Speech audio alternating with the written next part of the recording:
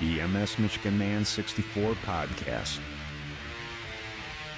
My name is Brian Wallace, and I am the MS Michigan Man 64. The MS Michigan Man 64 podcast is about chronic disease awareness.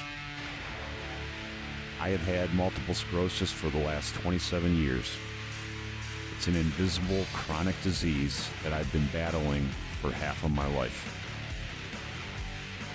I want to share with you what it is like living with the chronic disease from my experiences and the experiences of other chronic disease warriors. We can fight to have a voice to those that want to listen. Together, we can motivate and educate. Hi, welcome to the MS Michigan Man 64 podcast, where I am trying to spread awareness about what it is like living with chronic disease. I have been living with multiple sclerosis for the last 28 years. I talk about my journey as well as the journey of other chronic disease warriors all over the world, just to help people understand what it is like living with this chronic disease. Don't forget to hit the subscribe button, whatever format you're watching it on, and share it out. We want to have our stories heard so that people can understand what it is like. Today, I am talking to a return guest. I had talked to Jonathan back in episode 29. I absolutely love talking to this guy. We met on TikTok, and he is actually the Director of Inpatient Operations in the state of Massachusetts. And he got diagnosed with his MS in 2022 and talked about it in episode 29. But I invited him back on just to talk more about the mental health part of the journey. Please welcome to the podcast, Jonathan. How you doing, Jonathan? I'm doing well, Brian. Thank you for having me again. I appreciate it. Jonathan, man, I appreciate you. You know, anytime that anybody wants to record with me, I have an open invitation, you know, especially anybody that has this disease or any other chronic disease, just so that we can help try to explain it to people so they can understand it a little bit better.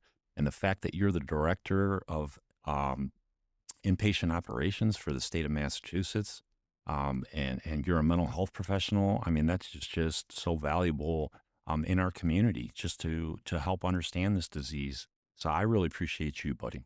Oh, well, thank you. And yeah, the mental health part of this disease is, that's the one common denominator that I feel like I always hear with us, right? The snowflake disease. And it's true, we all have different symptoms or this or that, but the mental health part of it seems to be the same with all of us. And how it affected us, especially in the beginning stages of the diagnosis. Right.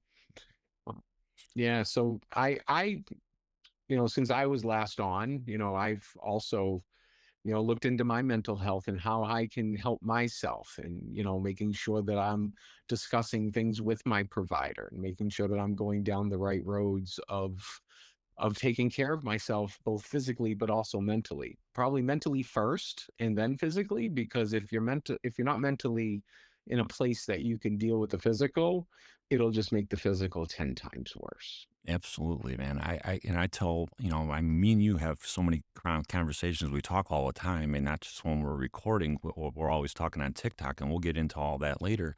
But I mean, me and you are in 100% agreement, man. With this chronic disease, just a short period of time, you've been doing it, the long period of time I've been doing it. We're in 100% agreement that the mental part of this journey is the hardest part. And it's the most important. It's the most important part to take care of. I learned that throughout my journey. And you know that now, being that you're a mental health professional, and I know that when you first got diagnosed, it kind of humbled you, and you like realized that, holy shit, man. I remember having conversations with you all the time, Jonathan. You're like, man, I was really humbled by this disease, getting diagnosed with it. Definitely. And just where it took your mental health and how you had to, oh my God, I'm a professional. Now I'm a patient and I got to figure this out quick. Right. Which I think hurt me also, because I thought that I think I've said this before, that I was able to talk the talk, but didn't know the walk. All of a sudden I'm having to walk it, but in trying to talk the talk to make everybody feel, even myself, feel that I got this under control. I can do this, right? We'll figure it out. We'll make it happen. And those were the right words. Don't get me wrong. They're the right words, and the words that you should mean and what you should be going by is figuring it out Mhm. and taking care of yourself. But really, it was a front because I didn't know how to. And I think that brings us back, Brian, and me and you have talked how many times that it's not addressed in the beginning when people are getting diagnosed like it should. Mhm.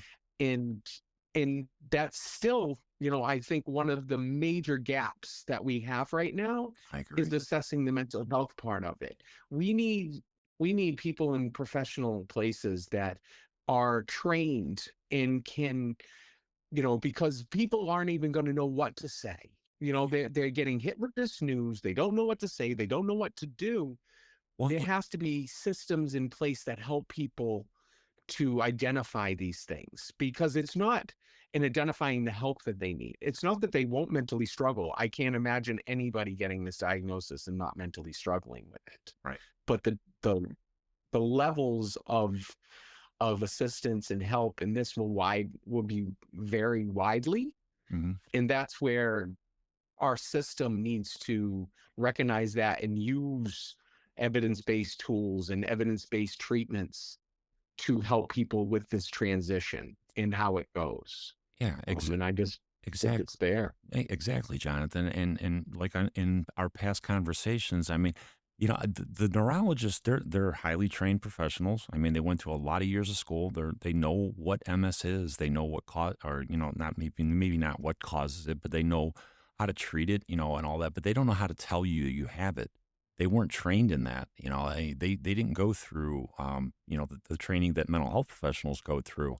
And I think that some type of a counselor, it doesn't have to be a psychiatrist or psychologist, but some kind of counselor needs to be with you at that appointment, just so that you have somebody to cry to. Because when you get told that you Yep. have MS or anything that's chronic, it's never going to go away, and it is going to be a blow to your mental health, and there needs to be somebody involved in that immediately. Yep.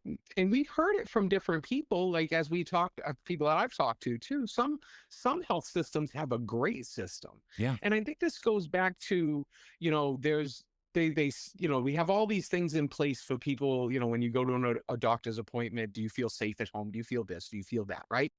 Those are it has to be a culture within the organization and within the healthcare organization, that this is how we help people. This is how we give people treatment. And everybody needs to buy into it. Everybody needs to run the bus the same way, I guess, right? And during that appointment, so that people are compassionate, are knowledgeable, and are competent in what Hmm. they're doing. Yep. Everybody has that's why they call it a healthcare team, right? Everybody has a piece of the team. That's why you have a social worker. That's why you have a nurse. That's why you have a provider, a doctor, a nurse practitioner, or somebody. And that's why all these people are in place, so that they can take these different parts and wrap around you, so Mhm. that you have wraparound services. And I think some of these hospital systems or some of these clinics or these MS places, or even or just doctors' offices in general, they don't have the right resources to do the right things that they need to do. I agree. I agree. Um, I've had this discussion with so many people, and there's another thing that really um, kind of upsets me, and I don't know if how I would handle it, but what's your thoughts on being told that you have MS or anything chronic, whether it's POTS or fibro or Parkinson's, over the phone? I have a problem with that as a mental health I have a professional. problem with that too. Yeah.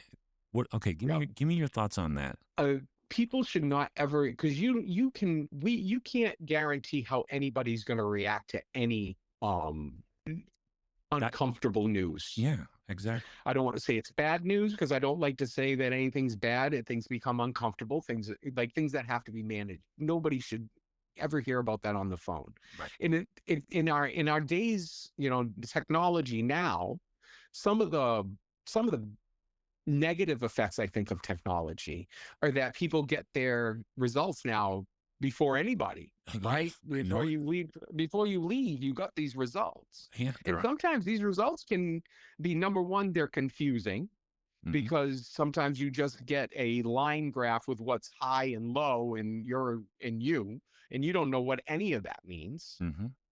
And then doctors or providers, nurses, whoever, because of the way our healthcare system is, they don't have time to be that quick, right? You're getting it on your phone, they're getting it there. They can't talk to you in that moment most of the time Right. because they're busy doing this and that. Right. So I do agree that though things like that should be in a doctor's office face to face, not televisit, because you don't know what they have here in their house or what's going on in their home. You don't know any of these things. Exactly. So I do not agree with giving bad news over the phone or through text message or even video call. Yeah. It Um, just blows and me. It blows me away, Jonathan. When somebody tells me that they were in their car, they got a call from the doctor's office, and they get told while they're driving, "Hey, the results came in. You're positive. It came back. You got lesions all over, innumerable. You have MS. See us in a month, and we'll get you on a DMT." And then they hang up, and they're left. They're left just sitting there going, "What? What was I just told? What?" Mm, exactly. I totally agree. I mean, that that's bad healthcare in my eyes. Um, I would hope that that wouldn't happen, but it sounds like you've talked to people that has happened, Yeah. and that's very unfortunate. Yeah. Um, I would not I would not consider that a best practice or should be any practice, honestly. Yeah. That's the thing that we keep going back to, that thank we don't have a terminal illness with MS, which thank God, right? But that doesn't mean that the grief that goes along with it and the impact mentally doesn't happen in the same ways, Right. Right. right? Same chemical neurotransmitters, same things are happening, same, feelings are going to be there. And if you go for, there are services that are out there for terminal illnesses, thank God that there are. But these services also need to be heightened with these other diseases as well, Yeah. because you don't know how anybody's going to take anything, Yeah. I, I, right? I mean, a lot of people I have talked to, even myself in 2015, I was suicidal. I've talked to so many people that have had the same thoughts. I mean, if you know, that people with MS have a high suicide rate, and they have a high rate of depression, why isn't a mental health professional involved in the diagnosis? That makes no sense to me. Me neither. Yeah. That doesn't make any sense to me either. And it's been on my soapbox with you for a while of having these protocols in place to help people, to make sure that they have these services, to make sure that they're having the right assessments and they're giving the right referrals, and then follow up on those referrals. Just giving somebody a handout and saying, "Hey, if you have any problems, why don't you call these people?"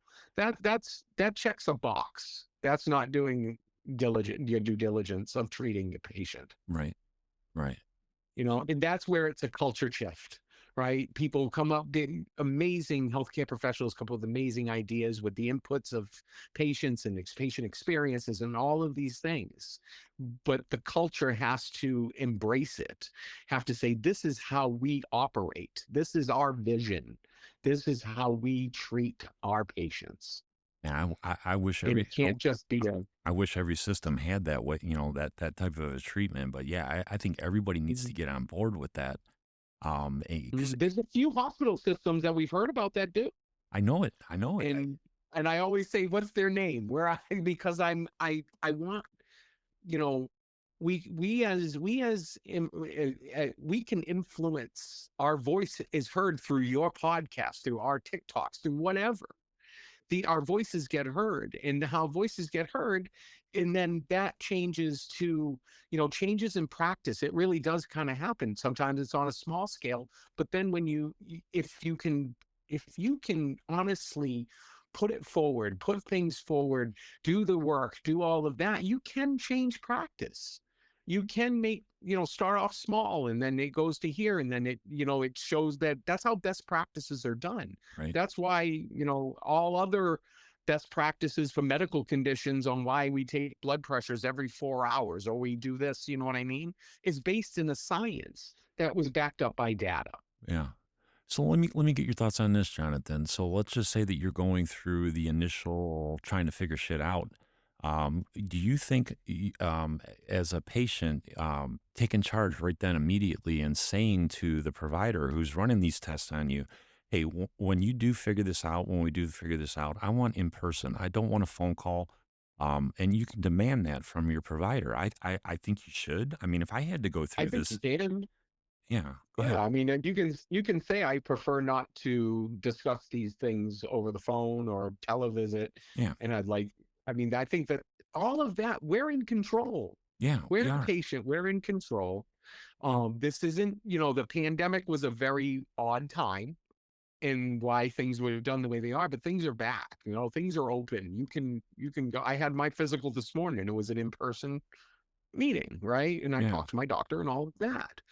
And people, yeah, I think is the biggest thing is making sure that people know they have a voice. we do. And if you feel like your voice is being snuffed out, then you're with the wrong provider. Yep, You're with the wrong office. You're with the wrong. You could have the best office, the best provider in the world, but if the office or the other clinical staff isn't doing what they need to be doing to help you, then the team isn't wrapped around you, and you got to find a place where there's a team wrapped around you. yep.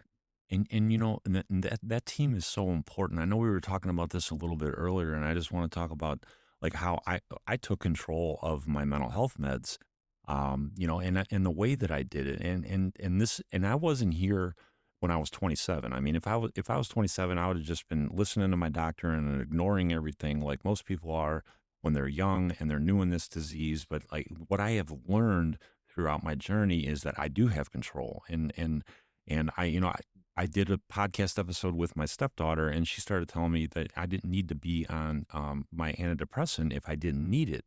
And that threw that threw a light bulb up in my head, and I'm like, wait a minute, if I can eliminate a drug, I want to do that. So I right away, Mhm. my next appointment with my counselor, I ran the idea by him. I'm like, hey, these are my thoughts. Give me your thoughts. And he said, hey, we can do it, Brian. We'll drop you down gradually and see how you do. And you tell me in a 3 month follow up, and we'll drop you down again, and we'll see where it goes. And it's been a month and a half, and I'm off my Effexor. I told him, like, if I ever need it, believe me, I'm going to go back on it. But I want to be independent, and I didn't realize that you don't have to be on an antidepressant.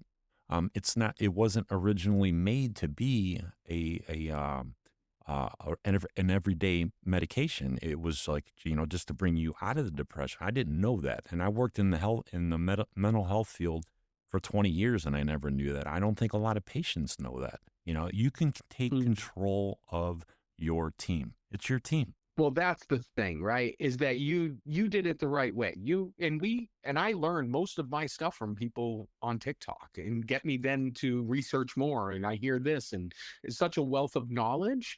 But then you brought that out, right? You got the knowledge from your stepdaughter or this or that, started researching, but then you brought it to your provider Hmm. and you guys did it together. Right. You have that relationship Right. with that person. Right. And that's the piece. That's the magic, is having a relationship that you can have these honest discussions.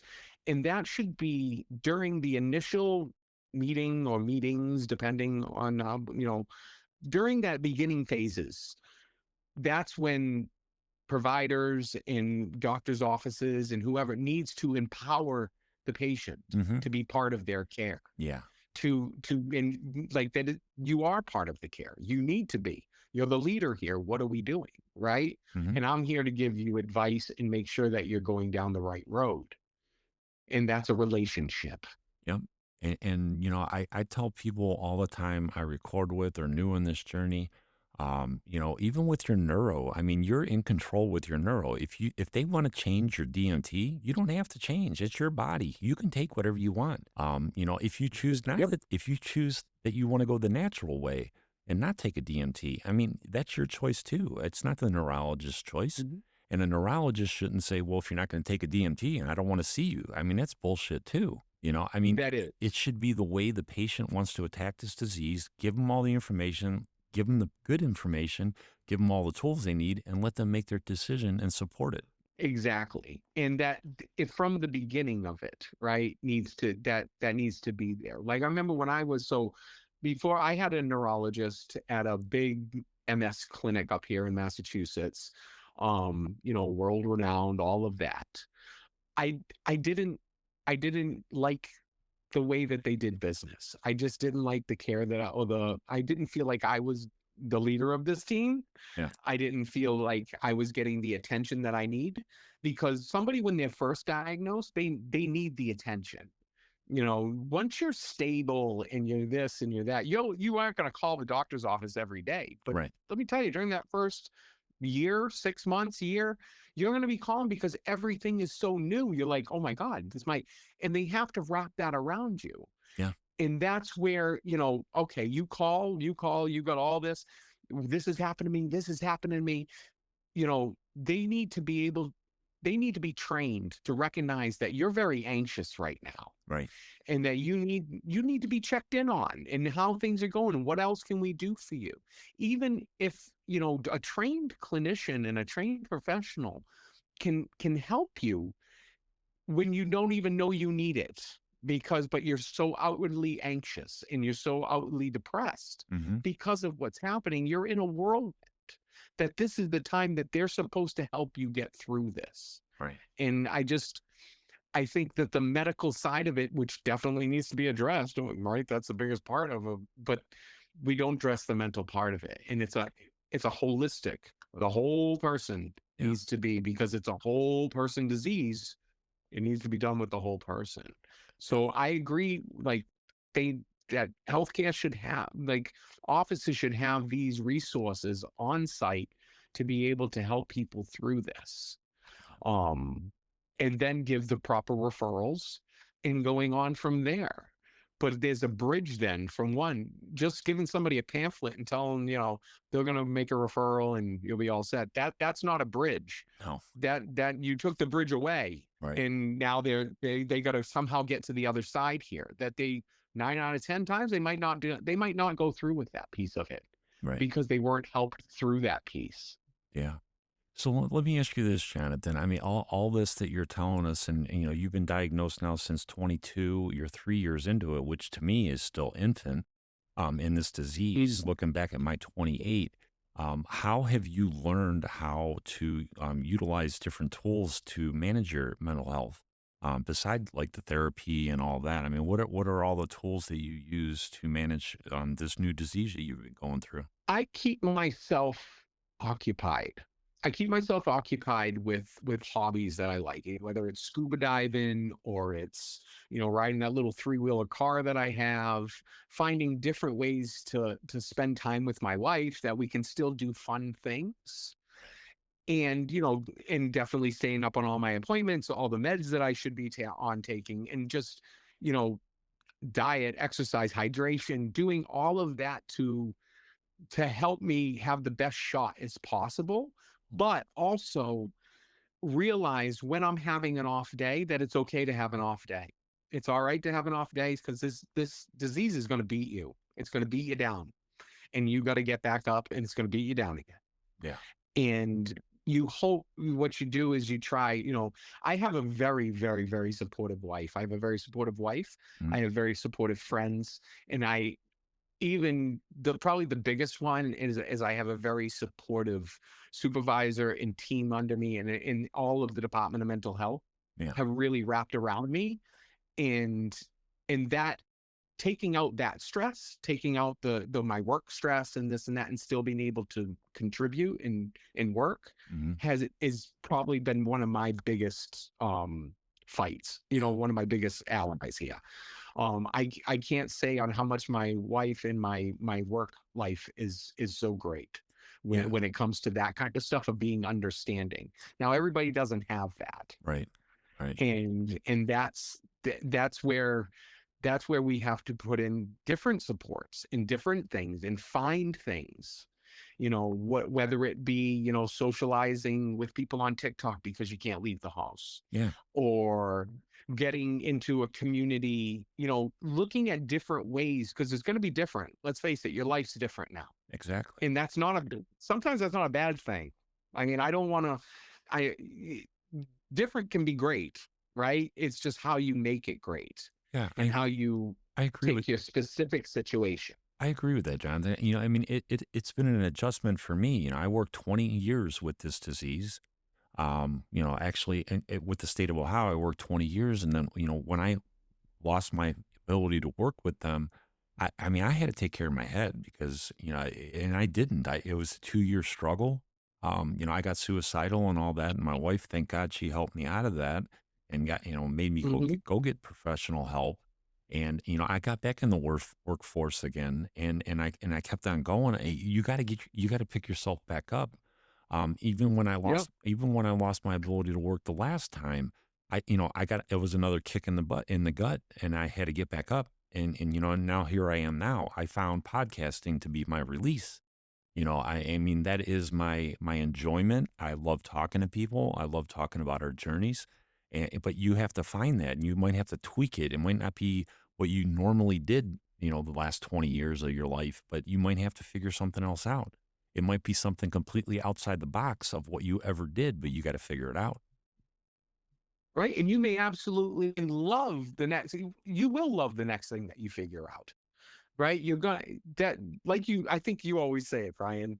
We figure shit out. Yeah. Right. We figure it out. Yeah. People with MS figure it out. And we see it every day. And it's so inspiring. It's so inspiring to hear the stories and watch the different people that are on TikTok or Instagram or wherever else you're looking at, Right. right? Right. And the amazing things that they are doing every single day Yep. that one of my so I never was a walker. I I wasn't an exerciser, right? Yeah. But I have a lot of problems with my with going to the bathroom and things like that. And walking helps. Walking helps, staying hydrated helps, all of that.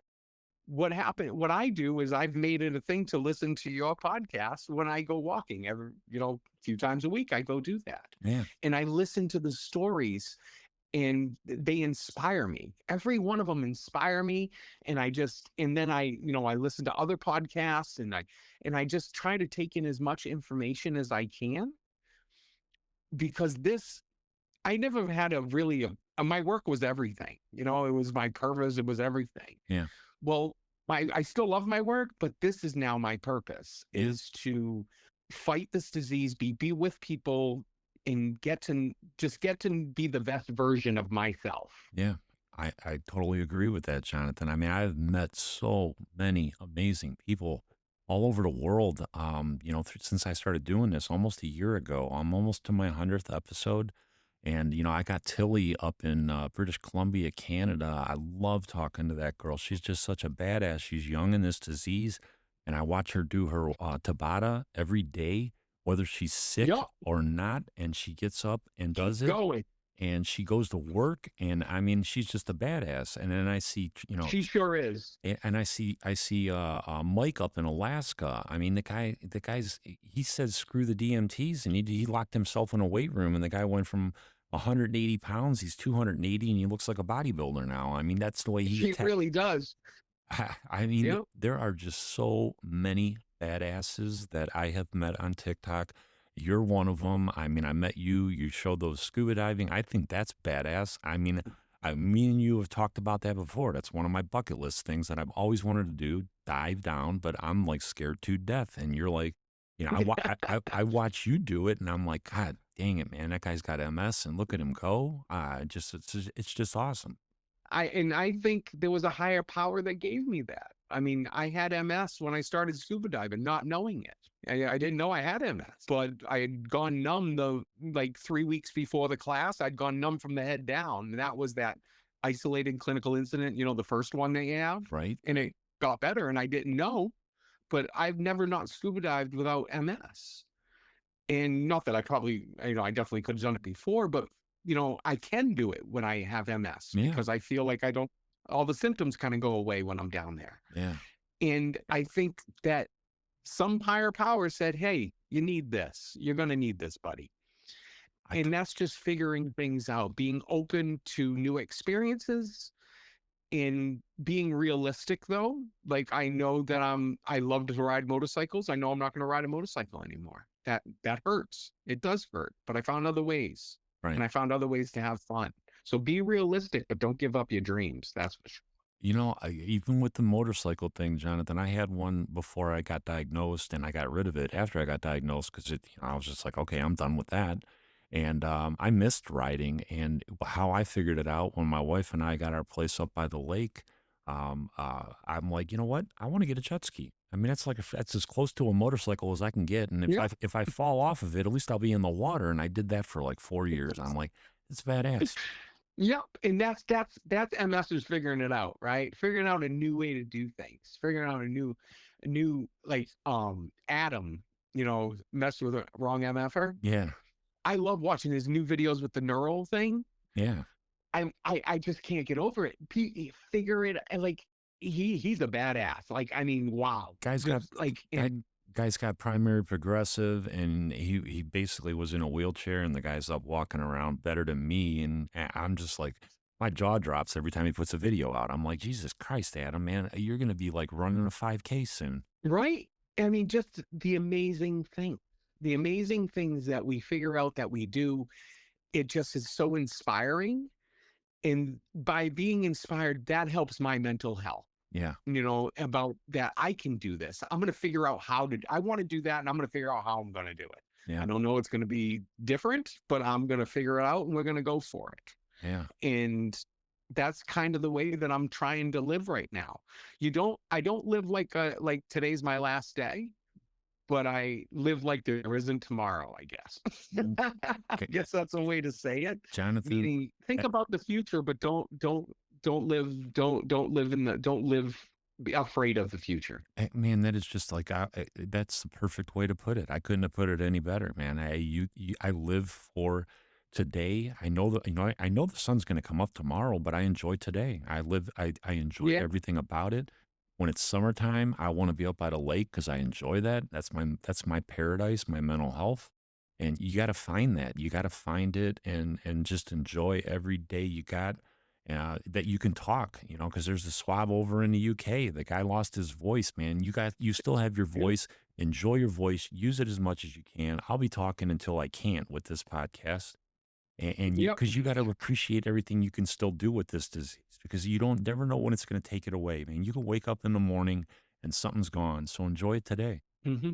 And that's how MS humbles us. And I think it humbles every one of us. Yeah, Right. It humbles you so fast. And we have there's so many great resources and people out there that that are there to help and there to guide. And we hear of people doing the newbie podcasts, and we have all the Tigger and Mama and Rachel and all of them. Tanya And with an O, Tanya with an A. Yeah, I know, man. right. I mean, there's so many people that are just so amazing, right? That are out there now going live and supporting different people, right? I'm Mama K is one of my. I mean, I love that lady. She's just so awesome. I love her to death. But I mean, when she first started, and now she is like a powerhouse in the lives. Like she keeps us all in line and going down the right road and welcoming. And My God, yeah. I never feel more welcome than when I go into these lives that I usually go in the ones that around 10 o'clock Yeah, in the morning. right, right. Right. And it's just such a welcoming environment that you almost want to tell the doctor's office, tell them to go on TikTok. That's what they need, and in addition to everything else you should be doing here, tell them to find a community or find a community, this community, any community, because that was something that I did not realize, that it's the group that nobody want to be a part of, but so grateful that we have. I know it, and just to do another name drop on our team that we have on TikTok, we do have a doctor that has MS, Dr. Summer, and she does Hmm. lives. I mean, she's in Ohio. She's down in Columbus, about 2.5 hours from me. I love talking to that lady. Yep. She has this disease and she's practicing medicine still, and she figured it out. She's in a wheelchair and she still figures out how to crowd surf. I think that's badass, Yeah, me too. See, there's the other thing I couldn't imagine doing. I'd be so scared of people lifting me up. right? Right? I'll jump 100 feet down water before that any day. Or we got, Debbie. Debbie's going all around the world, all around the country now. I Like, know it. since we've met her, she's now just going. She's like, I'm out of here. Yeah, I'm out of here. I'm going here. I'm going to visit this person. I know it, man. Ain't it great, man? We're just Awesome. we like feed off of each other, and we just keep going, man. It's such an awesome community that we have on TikTok. I never knew it existed.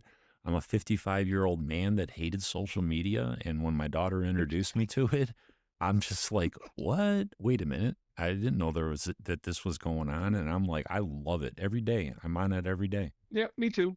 Me too. I did. It was something that I didn't expect. It Nope. was, you know, it. I thought outside the box, Jonathan. I thought outside the box. Yep, and that's what we have to do is think outside the box. And in healthcare professionals, to bring it back, healthcare professionals need to think outside the box too. People are doing great work out there, and we just need to just tighten it up a bit so that we can support these people that are going through this and all other chronic diseases.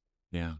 But and like you said, if you're listening to this and you're new in the disease and you haven't found TikTok yet, go find it. You don't have to follow me. Yeah. You don't have to follow Jonathan, even though it's cool if you would.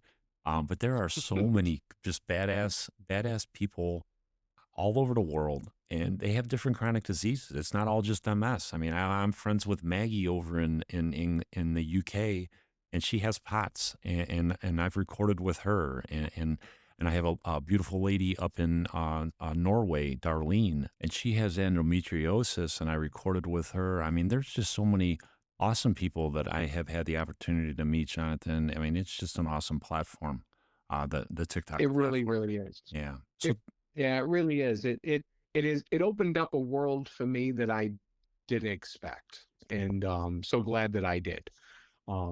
So I would suggest anybody to find either TikTok or a support group of some sort that you can get the questions you want answered in real time. You can have your voice heard, and just get support. And I can guarantee you'll laugh along the way. You'll cry, you'll laugh, and you'll get the support that you need. And I'm thankful for it. yeah. And, we named all these people, and then there's the new people that we meet in there too. And like you said, we've seen people cry, laugh, and we get people in there that are scared. They're brand new and they have no clue. And it's just so awesome that they found that community as early as they did. Um, you know, Hmm. and we even talked about Tigger a little bit. I mean, she's only been on TikTok for a couple, like maybe a month and a half, 2 months, and she talks about how we threw her a life raft and just kind of helped her get through what she was going through with her MS. I mean, there's just so many awesome people on that platform. Yep, I agree. I agree so much. And creative. I mean, you look at Johnny and his artwork, Yeah, and I mean, and Jeff with his sculpting. I mean, there's just so many creative people that MS affects everyone. As we know, it affects nurses, it affects doctors, it affects construction workers, teachers, and it affects everyone's families, and it affects all their loved ones around them. And it's just so important to feel that support, and to because you're going to be scared, right? And the only way to not be scared is to get educated, yep, and you have the best chances you can have for a fight against this. yep. And using I always say ignorance is a choice, Jonathan. Ignorance is a choice. Knowledge is It power. really is, Yep. Yep. you know, and using any resources, any and all resources that you have at your disposal can only help you. Yeah. It really can only give you the best chance that you can get. And I know that our healthcare system needs to be updated and needs to change, and we need better practices. But anything that we can help with people right in the moment is worth it tenfold. Yeah, I agree with you 100%, Jonathan. Man, buddy, I can talk to you all day long, but I know you got things to do. You're the director. So, Yeah. is there anything that you want to tell anybody out there that is listening that might be new to the podcast? That to let them know that the sun will come up in the morning, no matter where they're It at with will. this disease. You're not alone. Um, and you have friends, and you have resources, and you have ways of doing things.